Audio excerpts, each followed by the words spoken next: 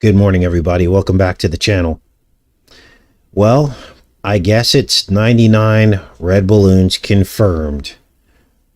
They're now depicting these balloons with red symbols. And these balloons are being sighted around the world. Now, I put together this graphic and I shared it on Facebook, on both the group and the page, and also on the community tab. And it shows a playlist of all of our red balloon videos from 2017. And it puts it next to what's happening right now in 2023 with these red balloon sightings around the world. It's just so creepy how this is kind of like the Johns Hopkins death map, isn't it? The red balloons showing the death of the Chinese virus. We are going to see bats and cats and rabbits. All of that is going to manifest in 2023 in association with all of this. Now, let's read about these new sightings, and then we'll try to break down what all this means. We're also going to talk about Kurt Cobain today a little bit more. We're going to talk about the 99th day of the year, April 8th, the next eclipse in 2024, which will probably tie into the 99 red balloons as well. Thanks for the sound check, you guys. Let's go ahead and get started. Now, this is Time Magazine. And they're saying all the places suspected Chinese spy balloons may have been spotted. And here they show that, I think they showed here it being shot down. Let's take a look. There's the missiles. So in case you hadn't seen this yet, is that 2 missiles or 1 missile? Oh, that's the jet. And it already has been shot down. Okay. They showed this here. I didn't know that they had the actual footage. But there's the balloon falling. And as we said, it looks a lot like the white surrender flag. And they have since found the wreckage, so to speak. Many of you had noticed that the wreckage had no burn marks on it. Nobody was wearing masks in case there was some kind of hazardous material like a booby trap, which would make sense, right? A lot of these things have self-destruct mechanisms on them, probably. That's what I would do if I was sending balloons over. You put a self-destruct mechanism on it or some kind of booby trap, right? But none of them were wearing masks, and there was no burn marks on it. Several of you that I've talked to who know about F-22s and the type of missile used to shoot this thing down said that there wouldn't even be anything left to this thing if they actually shot it down. It would have incinerated, pretty much. So there are lots of questions. Now let's read about all of the balloon sightings. From Time Magazine, the alleged Chinese spy balloon that was shot down after traversing the continental U.S. has raised questions about whether other airships like it have floated into other countries' airspace in the past. At least 4 other governments have reported additional instances of possible surveillance balloons, but few details have emerged. Now here's the map. And as we begin to build the evidence of what is actually happening here, it's starting to get really creepy, isn't it? Now, there might not technically be exactly 99 balloons by the time this is all said and done, but the number 99 is a figurative number. It symbolizes disease. It symbolizes so many other things that we're going to talk about today. Because one of you sent me this story. I couldn't believe this. 66 is 99 upside down, and a 66-year-old woman was zipped up into a body bag and declared dead. This was in Iowa. They fined this Alzheimer's Care Center $10,000. Glen Oaks for basically burying this woman, almost burying this woman alive. Let's read this story. Now, this is creepy because As bodies decompose, they produce methane. Methane is mined with helium out of the ground, the very gas that is inside balloons. Red balloons are code for mass death or body count. So, it appears as though, on a spiritual level, a body bag that's full of methane and helium is almost like a balloon. Now, of course, the body bags aren't red, but think about the spiritual manifestation of that. Now, up until now, the red balloon matrix revealed first the Johns Hopkins death map, which we talked about earlier, where the red balloons, which was kicked off after the 2017 NASA balloon eclipse. Then we had the most recent manifestation of the red balloons that we covered yesterday, the red China balloons that followed the exact same eclipse path. Well, now it appears that another manifestation of the red balloons has emerged. A body in a body bag producing methane and helium. Now, Pennywise talked about this, the It Clown. He told the children, you'll float too. And he floated on the gases of death, helium, methane, balloons. So, this woman apparently came back to life, or whatever you want to say. And this is where we get into the undead, because that's another theme they've been pushing with the fungus mold apocalypse, that when you're dead, you're really not dead.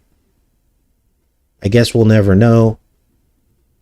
But what we do know is when you zip someone up in a body bag, they're obviously unconscious and they're obviously not moving, because the person that put them in there would have seen that they were conscious and moving.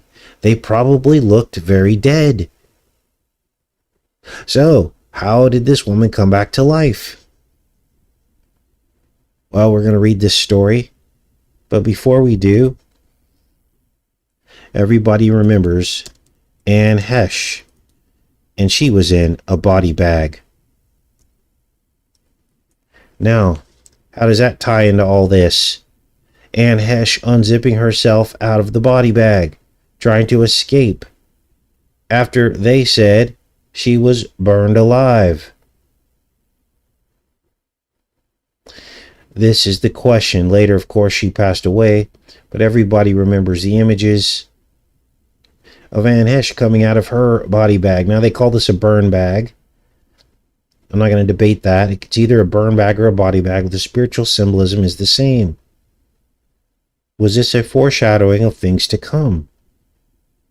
What was this all about? Well, it remains to be seen, doesn't it?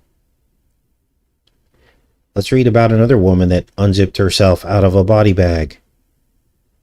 This was February 5th, 2023. An Alzheimer's care center in Iowa was fined $10,000 after mistakenly declaring a patient dead, according to a report from the state's health department. The patient, a 66-year-old woman who was not named in the report, was declared dead by staff members of the Glen Oaks Alzheimer's Special Care Unit in Urbandale, Iowa. Now, there's a couple of weird things about this. 66 is a little bit young to have Alzheimer's, so that's a little bit weird. I mean, I know it's possible, but when staff members at the funeral home unzipped the bag, she was alive and gasping for air. The woman was admitted to a special care center in December 2021 with early onset dementia, anxiety, and depression. She entered hospice care in late December 2022 with senile degeneration of the brain and was treated with the anxiety drug lorazepam and morphine, a painkiller. Now, they're not stating it here, but, we've been talking all about the nervous system, haven't we? And how certain things can affect it. Quote unquote, certain things. And if that was the case, and there was a connection here, then this could be one of the first reports of the undead people dying, seeking death, and not finding it after a choice or decision that they made to put something in their body. Starting around last month, her vital signs and responsiveness worsened. She refused meals and had seizures. A doctor ordered an increase in morphine and lorazepam. Now, you know, if she's in this particular facility, these are supposed to be the people that are most, have an immune system that's compromised, right? So in these types of facilities, it's a slam dunk that you're going to get a poker, isn't it? Probably mandatory. I wonder if that played into this. They found her unresponsive, conferred with a nurse who declared the woman dead. Nurse informed the woman's daughter and secured orders from a doctor to release her to a funeral home. So apparently, she was in this body bag for some time because they had enough time to inform the woman's daughter and secured orders from a doctor to release her to the funeral home. That takes 20, 30, 40 minutes. Then they unzipped the body bag and noticed that the woman's chest was moving and watched as she gasped for air. An ambulance transported the woman to an emergency room with a low temperature and shallow breathing. The woman had a do not resuscitate directive, so she was brought back to the hospice at the Alzheimer's Care Center, where she died 2 days later. Oh my goodness. This is crazy, you guys. Iowa's health department fined the center $10,000 for 2 violations, which included a rule that says care homes must preserve the dignity of residents. So essentially, if this woman was zipped up into a body bag and survived, who knows, 20 minutes, several hours without oxygen, there's another sign of the undead. Wow. So what a creepy story. Look, I anticipate that there will be more stories like this.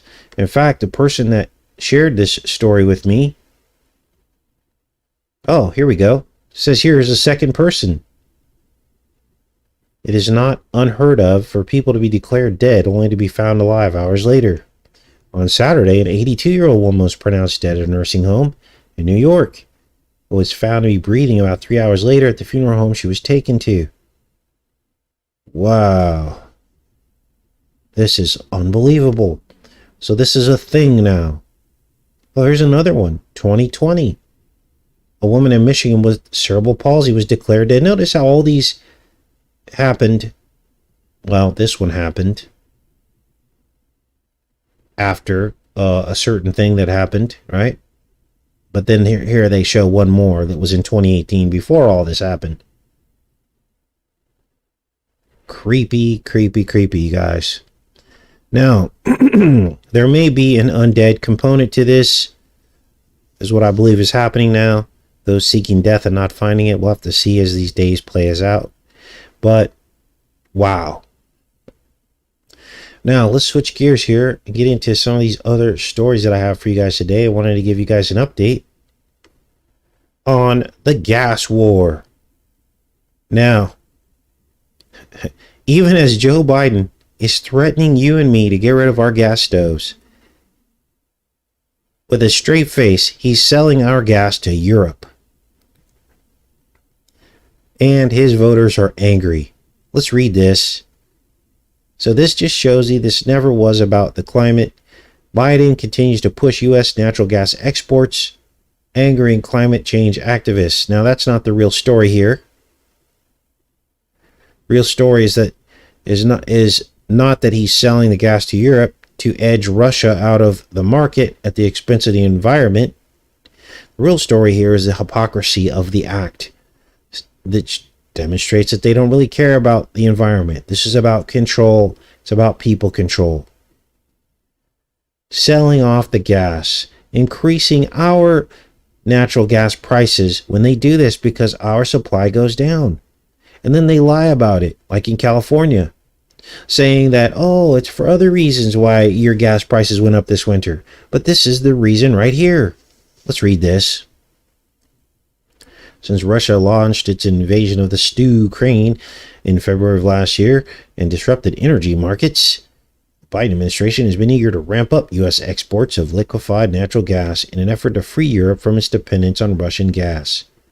But that undercuts the president's commitment to reduce the pollution causing climate change to keep energy prices low for American consumers. You'd think he would have thought of that before he blew up Nord Stream, right? And the most methane gas ever released in the environment in entire lifetimes of billions of people was released into the atmosphere. Now, we did a show on that a couple weeks ago, talking about exactly how much methane was released, and it was a lot. So if they really cared about greenhouse gases, they wouldn't have blown up Nord Stream. Now, the Kremlin's upset about this, but remember, these are all games. They say whoever is behind Nord Stream blast must be punished. Now, this is to make everybody freak out and, weapon up and be ready for war so they could do more human sacrifice. So don't buy that lie either. Let's read about what Moscow says. Kremlin said on Thursday the world should know the truth about who sabotaged the Nord Stream gas pipelines. Those responsible should be punished after investigative journalists said that U.S. divers blew them up at the behest of the White House. Sharp drop in pressure in both pipelines was registered on September 26. Seismologists detected explosions, triggering a wave of speculation about the sabotage to one of Russia's most important energy corridors. Now, there was a lot of methane released into the atmosphere. Don't let anyone tell you anything differently, because that is the truth. And we did, like I said, we did a story on that. And we showed you the evidence of how much was released. And it basically negates all of their dumb rules that they try to put on us to reduce greenhouse gases, because they do it at will whenever they want to. And I'm not going to go by any rules that they're not going by as well, because I don't believe them. Now, let's go back here. So, Biden's selling off our natural gas to Europe. This is unbelievable. It says here, according to the consumer advocates organization, such as Public Citizen and leading environmental organizations, those competing priorities have resulted in debate over whether federal regulators should allow more exports of natural gas and whether to approve the construction of terminals for that purpose. Literally selling us out, you guys. This is unbelievable. Environmental and consumer advocacy groups, meanwhile, are asking the Department of Energy to do the opposite and to adopt a more rigorous process for reviewing gas export permit applications. So, hypocrite in chief. They're all hypocrites. Trump's a hypocrite too. He did the real State of the Union address, if you guys haven't heard that, which he said Biden was letting out a bunch of criminals, which is exactly what Trump did during the lockdowns, which destabilized our safety in our neighborhoods. Saw huge upticks in crime as Trump also let out a bunch of criminals. So all these people are hypocrites and criminals. They're all actually on the same side. The people in power. And you and I are the people not in power. And so these people do what they want to keep us under control. This is why I'll never vote again. So what else is going on? Well, this announcement came from this woman, Jennifer Granholm. And one of our videos that is now going viral shows Jennifer Granholm next to this Illuminati playing card. The invention of cold fusion. And we did a side-by-side comparing her face with Jennifer Granholm. Now here you can see it a little bit better here when she opens her eyes. But the side-by-side we did was priceless. Cold fusion. Now what bothers me about this cold fusion announcement is that They didn't talk about free energy for everybody. They didn't talk about lowering your energy prices to almost nothing. What was the first thing out of her mouth? First thing out of her mouth was it's a tactical defense advantage against other countries. And that's how these people think, because war means more sacrifice for the devil. And that's what the devil wants. He wants as many people tricked into giving up their life as possible, because that's how he wages war on the Most High. Look at this. These almost look like balloons. That's a red balloon, isn't it? Wow. Cold fusion. Now I got some other updates for you guys. Here's old Gilly Bates trying to defend his jet setting. So this is more do as I say, not as I do. He says private jet use doesn't conflict with his climate change philanthropy. And because he says it, it's true, right? Wrong. Unbelievable. So he's rejected accusations of hypocrisy for engaging in philanthropy and advocacy to address climate change. And this is how these people think. They think the more good that they do, it offsets anything that they do. And this is where this whole carbon credit thing comes in, which of course is going to enslave the world, because those who can't afford a carbon credit will have to go by very stringent rules about what they can and can't do.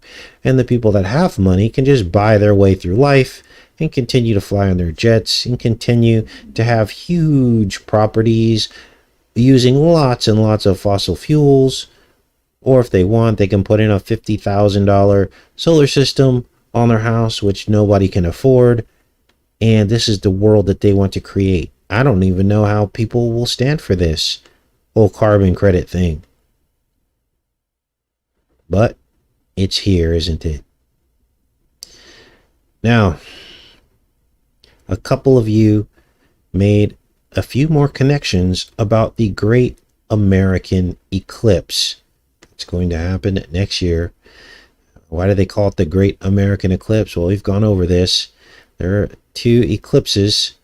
And oh, look, there's an annular eclipse here. But the ones we're talking about crossed in Makanda, Illinois, April 8th, 2024. This one and another one came through and followed the flight path of the 99 red Chinese balloons. And a few of you made another connection to this eclipse that will occur in Makanda, Illinois. Here's the connection that you made. Now, this is the Makanda water tower right here. This is a real water tower. This is where I will probably be on April 8th, standing under this water tower, watching the April 8th eclipse. So what was the connection that you guys made? Well, you made a very strong connection to this water tower and the smiley face on it, because April 8th will be the 30-year anniversary of Kurt Cobain's death. And what was their logo? A smiley face. Now, where does this eclipse begin? Or the one that crossed it in this exact location in 2017? It began in Seattle, didn't it? Which is where Kurt Cobain is from. And then it crossed Makanda, Illinois. So there's something weird going on, isn't there? Now, you'll see on here a bow tie. So I did a little research onto what all that meant. Why is there a bow tie on the smiley face? Well, the bow tie is connected to a particular presidential candidate that ran in 1988. 88 is time and space. And the particular senator this is based off of, his name is Paul Simon. Wow, right? Let's read about this water tower and Paul Simon and the whole bow tie. X doesn't mark the spot in Makanda, the smiley face water tower does, with a bow tie painted on about a decade ago, the tall yellow structure shoots into the sky, announcing that you have made it to your destination. The tie, of course, is a tribute to the late Senator Paul Simon, who was known for the old-fashioned neckwear. Simon was a longtime resident of Makanda and died in 2003 after heart surgery. He was a Democrat presidential candidate in 1988. And this is the story on Paul Simon, not to be confused with the singer. Now, I looked up Paul Simon. This is him here. And there wasn't too much to see here. This is him and his bow tie. But there's definitely a connection to this, isn't there? With his horn-rimmed glasses. I don't know what kind of reputation this guy had, but this is weird. He was born in Eugene, Oregon. Again, the origination of where, well, close to, it's not quite in Seattle, but that side and that corner of the United States. You have to wonder, what is going on here, don't you? Now, many of you also realize that the date of this eclipse next year falls on a leap year, which would mean it is the 99th day of the year. So, another interesting 99 red balloon connection for this eclipse going on. Now, let's go back into the chat. I've got some movies pulled up. There are some movies coming out. Let's see here. Infinity Pool, I have to decode. There's a movie called Plane. I'll probably be screening that over the next couple days. Another one called Missing, Knock at the Cabin, The Devil Conspiracy, There's Something Wrong with Children, and The Locksmith. So those are the movies that I have on deck. But I was able to screen the #1 movie in America right now, which is called Megan. Now, what's Megan about? Megan is about a killer robotic doll, a lifelike doll, and a very traumatized and spoiled child who is basically the doll belongs to. And the child and the doll become codependent on one another. It's a really weird movie if you guys have seen it. And it's the #1 film in America. Very spooky. I don't know what's spookier, the movie or the fact that it's the #1 film in America. Anyway, there wasn't much to decode with the movie, honestly. It's just more of the transhumanism theme.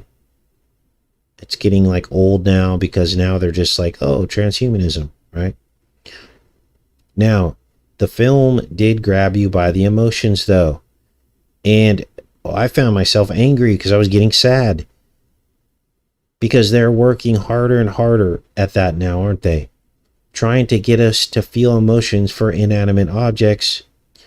They're also trying to get us to relate and to have emotions for immoral themes that they try to push on us, like they did with the 3rd episode of The Last of Us with the gay agenda. They want you to shed tears for the love that there was between these two men, right? And so this is what they've been working hard at with their script writing, to try to tap into your emotions and then excuse the sin, right? This is what they're trying to do. But the movie Megan came across to me more like a Child's Play reboot or something, like a Chucky reboot, except it was Megan. And I guess there were some really funny parts. I found myself laughing a lot when she did the whole dance before she killed everybody. But here's what I did notice, and one of you noticed this trend as well. In the end of the movie Megan, she pulls a, what do they call that? A paper cutter. Remember the old paper cutters we had at school? And it basically had a samurai sword on it.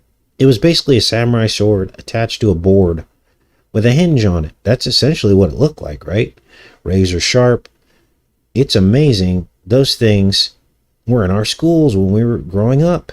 Because now you can't imagine that they would have those in schools because they're so dangerous. Stick your finger in there and there it goes.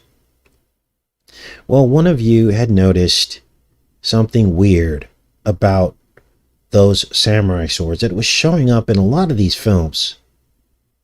And one of you noticed that that particular sword is called a katana. Katana. Now, I watch Pawn Stars and just for entertainment. I don't know why I like that show, but I like to see all the old stuff. And, you know, you learn a lot about history, Civil War weapons and stuff like that. And on that show, the katana, these samurai swords are very, very valuable. Some of these swords go up to $15,000, $20,000, $30,000. And I was like, wow, that's weird. So I think these swords are going to play a part as well in this matrix. Now, what is up with a katana? Like, what could that mean? Break the Spell says catatonic. That's possible. The word cat jumped out at me. It is the year of the cat in the Vietnamese calendar. That jumped out at me. Maybe that's what it's about. I don't know. Yes, Martha Stewart had the sword when she chopped off the pineal gland of the pineapple in her little commercial, threatening all of us to get the smack the nation. We also saw the katana wielded by the Scottish woman in that zombie movie that we decoded. And we're seeing it a lot, aren't we? So, Shazane has a katana and never have to reload. Exactly. What is this about? Guess time will tell, right? Wide Awake One says, katana swords capture souls of the ones they killed. Head chopping. There you go. That's probably what it's about. It's about chopping, severing the head, the pineal gland, separating you from the lamp of your body, or the beheadings. Now, my particular theory on the beheading spoken about in Revelation is that it might not be a physical beheading, that this could really mean separating you from your lamp of your body, so that you'll be full of darkness instead of being full of the Holy Spirit, as Jesus said. So, weird times, you guys. All right, I'm in the chat here. Marcy says, katana, isn't that a ritual for Mexicans when a girl comes of age? No, that's called a quinceañera. What else do we have here?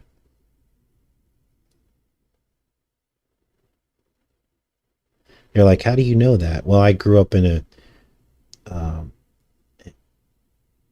Hispanically influenced young adult life and teenage life. So I know a lot about those things. All right. I'm just reading in your chat here. All right, guys, I'm going to let you go. We'll be back on here tomorrow. And I'm not sure what we're covering tomorrow. I'll have to take a look. I'll be screening a couple more of these films. Maybe we'll do a film decode. I love each and every one of you, and I hope you guys have a great rest of your day. Take care and be safe.